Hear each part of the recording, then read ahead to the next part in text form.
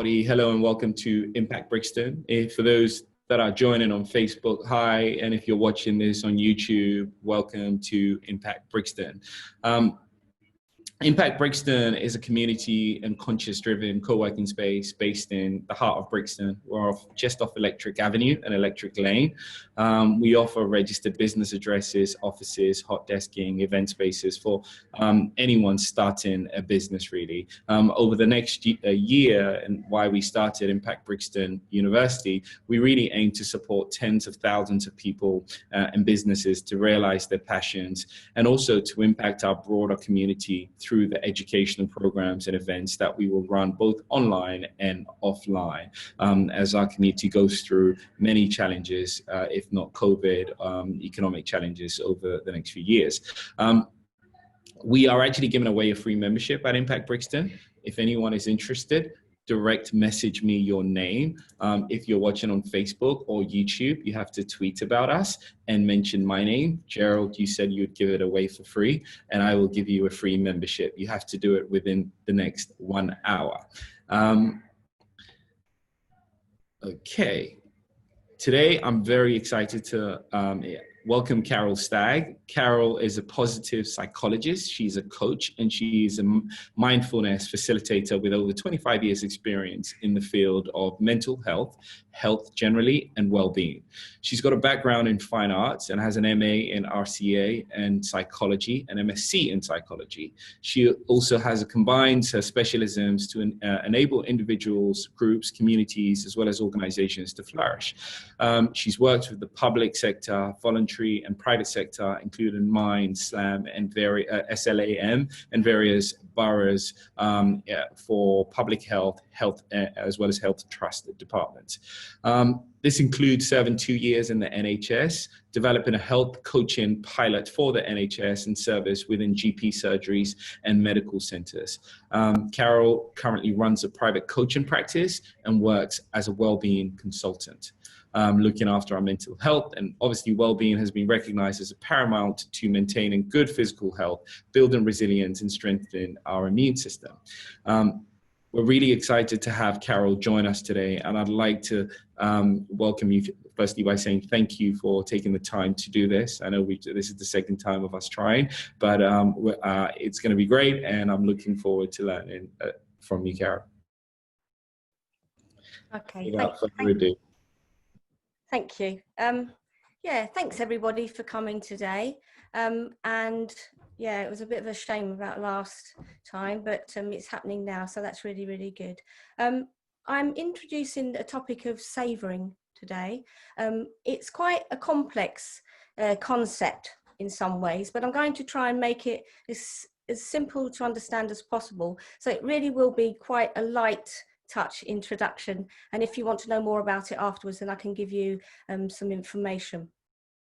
When I first spoke to Lolly, it was actually fairly early in the lockdown period, and so it seemed at the time potentially quite a good topic to explore, and I think it's probably even more important to look at savouring as a potential positive enhancer now than ever. And I think what we've probably experienced over this lockdown period is a real reduction in positive experiences. I mean, we've had quite a lot of our freedom curtailed in some ways. We've had to get used to not having contact, physical contact. We've not been able to go out and see families, friends, to actually engage in culture, but we have had nature. So that's something that we've probably had the opportunity to explore a little bit more than perhaps we might normally have.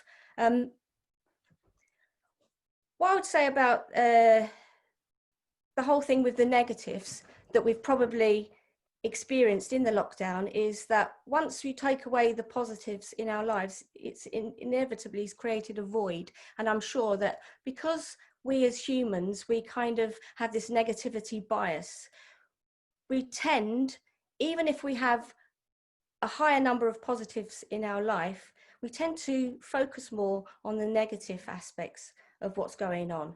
And so with the reduction in positive things going on for us, it's more likely that negatives or our negative bias would have rushed in to fill that void. And that's partly to modify any kind of stress or any threat to ourselves. It's that fight, flight, fear or freeze that, you know, dwells in our reptilian brain. The thing about negativity and negative affect is that there's been quite a lot of work done around how to manage that. What we want to look at is how we can address that balance a little bit. And I think psychology generally has tried to look at how to fix people who are allegedly broken. So there's the onset of the positive psychology movement, which was about 10 or 12 years ago. It started to really sort of step in. And the idea with positive psychology was to actually look at the human potential rather than seeing, you know, what it is we don't do very well. It's let's look at what we can do very well and start to bring more of an attitude of looking at our potential, really, our ability to flourish, rather than just getting from a negative position to kind of a sort of zero homeostasis. I hope I'm making sense. I can talk about it afterwards if it's not that clear. So yes, Savouring, it's all about how to now really increase some of the positive aspects of our lives and enhance our awareness of those positive aspects in our lives. So savouring, it comes from the word sapir, and probably most of us relate to savouring as something to do with food and eating, because, you know, generally it's like we savour our food, and, you know, especially if we've had something that we've not tried before, it's like, yeah, we're really like, yeah, really savouring this. But actually the word sapir and savouring is to do with actually how to focus on enjoying. So yes, it is about focusing on some of the sensorial aspects of our life, but it can actually be about how to focus on enjoying any experience, and not just sense experiences. It can be existential experiences as well, things like food, yeah, I'm off on it now, love and truth, beauty. So how can we develop an awareness of increasing our enjoyment, our joy of enjoyment? And going back to what I was saying before about the positive psychology movement, around about 10 or so years ago, probably quite a lot of you have heard of the New Economics Foundation and their 5 ways to well-being. Now, at the time, there was a big drive to the, you know, 5 a day for physical health. And then there was the realization that there is no health without mental health. So to support that, the New Economics Foundation came up with something called the 5 ways to well-being. Now, there were 5 particular things in there that included give, how to, you know, to give some of yourself and receive, to keep learning, keeping yourself, you know, mentally agile, to keep active, which was the physical component, to talk about it. So that's like being able to release some of your emotional concerns. And then there was another one which was called take notice. Now, the take notice is where the savouring sits under that particular tenet. And at the time, it sat very closely with mindfulness. So taking notice, savouring, mindfulness. Now, what we saw around the time was a huge explosion in awareness of mindfulness techniques, and the obvious impact that could have on calming people down. But also, it was more about being able to bring an attention and an awareness to present moment and experiences. So it's very conceptually linked to mindfulness, I'd say, savouring. They kind of sit very closely, but they're slightly different. And with the mindfulness process, it's it's being aware of the present moment and the fleetingness of things moving through your body from outside. But with savouring, it's more of developing a mindfulness awareness of your own process of experiencing positivity. So it's going beyond the actual experience at the time to encompass a kind of higher order awareness or a discernment. It's a sort of realization that this is wonderful, I'm enjoying this, and to kind of really bring that into a kind of framework of clarity and awareness at the time. Now, the other thing is, going back to the negatives, what we learnt through that trajectory of psychology and fixing people was numerous ways of coping with adversity, coping with negativity. So that's been the kind of main thrust of most of us. You know, when we're in a difficult situation, you know, it's like, oh, how do you cope? You know, oh God, you know, I'm going to cope with this. So we've all got within us probably multiple strategies and management sort of approaches and techniques to deal with any negative or adverse situations in our life. Now, what we're doing with savouring, which is the counterpart of coping, is to, rather than just firefight in the negative situations, it's to start to build up a kind of positivity credit, yeah, in our positivity bank, by every time we have these positive experiences, just to really, really enhance them and make the most of them, and maximize them. So whereas coping is the self-assessment, I'm going to read this out because I don't want to get it wrong. Whereas coping is the self-assessment of one's ability to handle negative experiences, savouring is the self-assessment of one's ability to attend to the awareness and the enhancement of a positive experience. Now, there are 10 simple little ways that we could start to build that into our daily lives. The first one, it kind of is obvious. I think most of these things are, it's a bit like old wives' tales or old grandma's tales, you know. There's an awful lot of common sense in all of them, but sometimes we just need reminding. But sharing the good feelings with other people. So when you have something really nice, it's about, and you know, we do it all the time. We go on Facebook or other social media, or we speak to our friends, and we just, like, you know, it's like our positive news. We keep reiterating these wonderful things that have happened. And even if it's something small, you know, I was sitting in the garden and a butterfly landed on my hand, you know, it was wonderful. It's a moment to kind of capture and, you know, to share that with other people. Another one is to take a mental photograph. So in a situation or in an environment, or, you know, in a relationship situation, you know, it could be lots of different things. You could capture that as an image in your mind. An example of that is, I'm going to blow my own trumpet a bit here. Because all the Lidos closed down over the summer, and I'm a cold water swimmer, and I had nowhere to swim, I swam in a 7-foot paddling pool, yeah?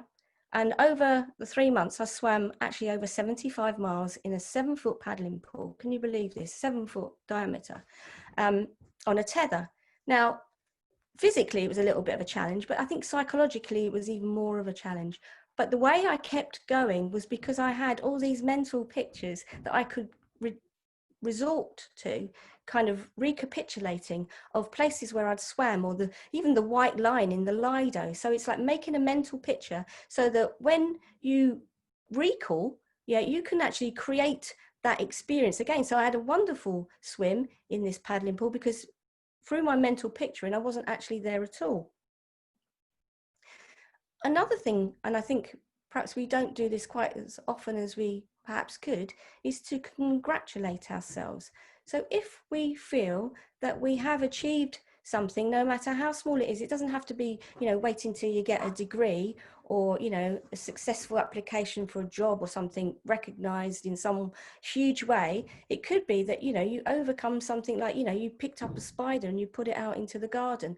You know, don't forget to, you know, look back on the small things that you might have done in the day and congratulate yourself. We're always too quick to want to move to the next thing and to, you know, to kind of like have this sense of, I don't know, it's never enough. It's all enough, but we've got to stop and realize that sometimes. Another one is to sharpen your senses.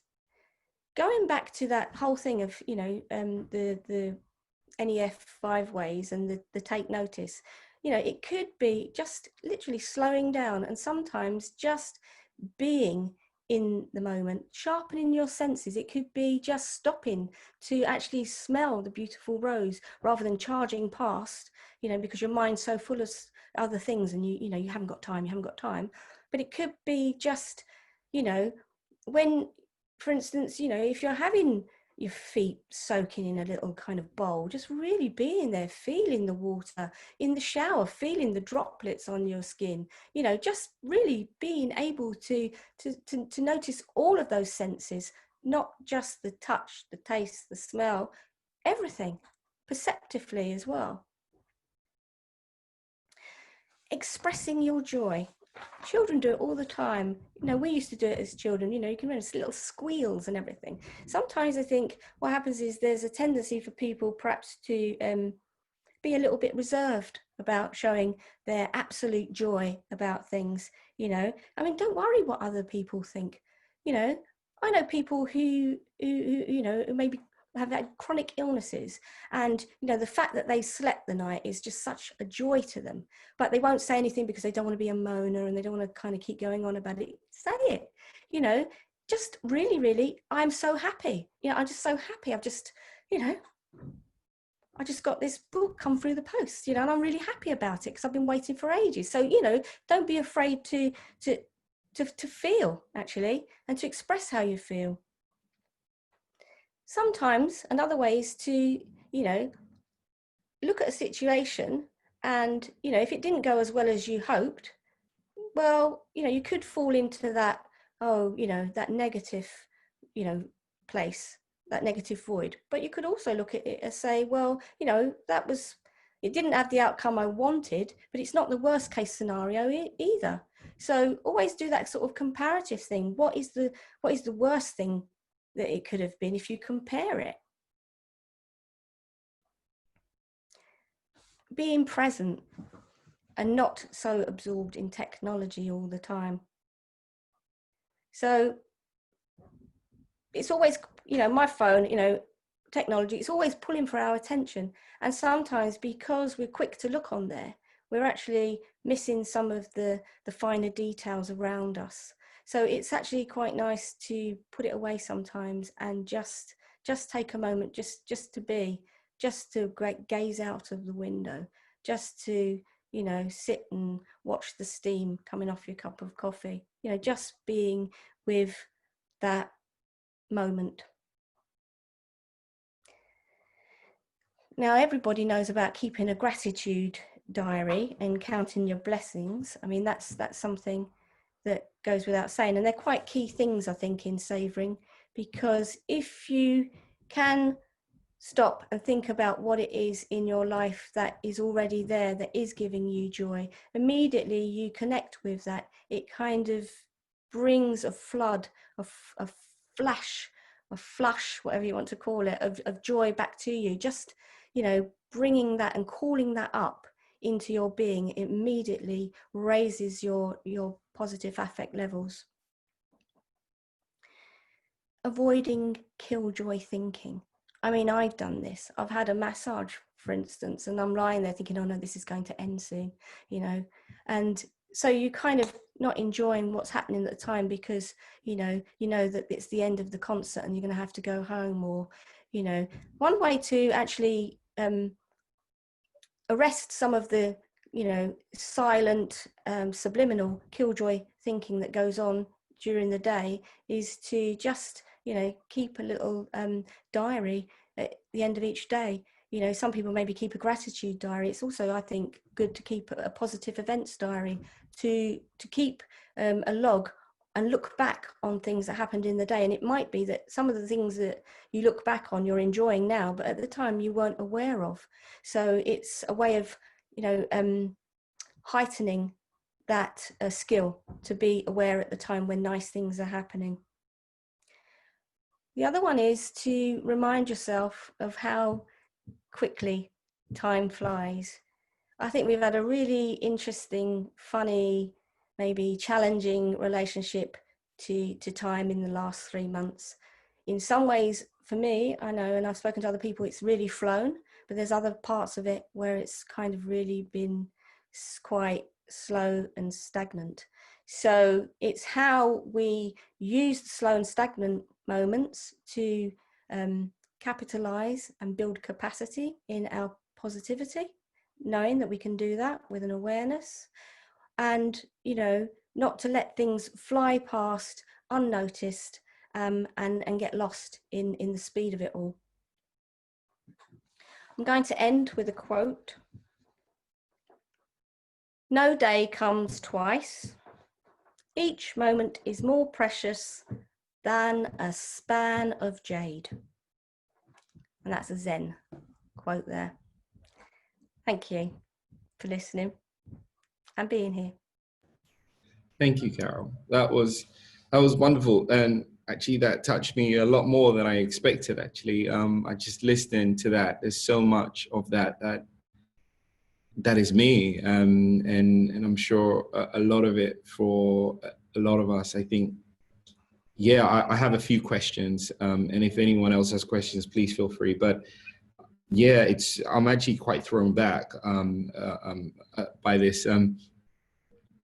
I wasn't expecting this, but firstly, it would be good to understand. You talked about the five sort of key things that that came out of how to. There's no health without mental health, and actually to give, to learn, to keep active, to talk about things, and actually to take notice, being savoring, and how that is similar to mindfulness. But you started to distinguish the difference between that and mindfulness. And I know you've done that with the examples, but it would be good just to hear what you meant by that. You said it was just defining it. And then the actual text that you read, I think the self-assessment to attend to the positive experience, it would be good to hear that again, because I feel like that was a little bit of theory. It would be good to just go through that.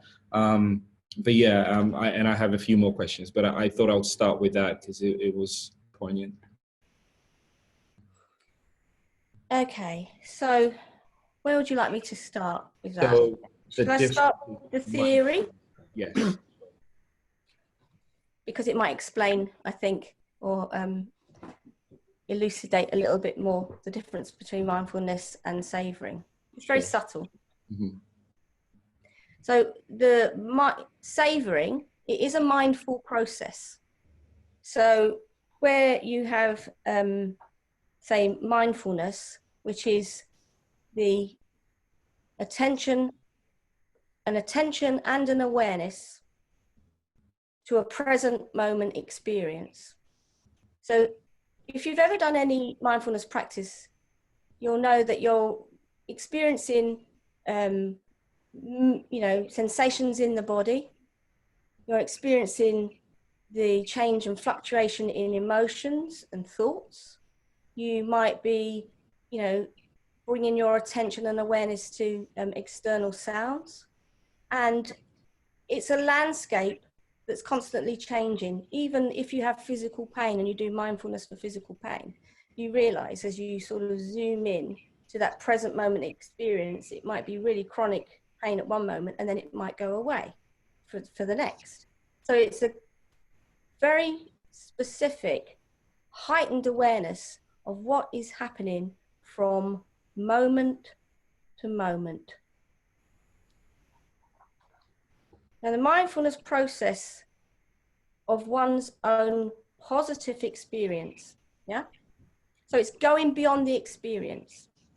So it's being able to, for instance, be in say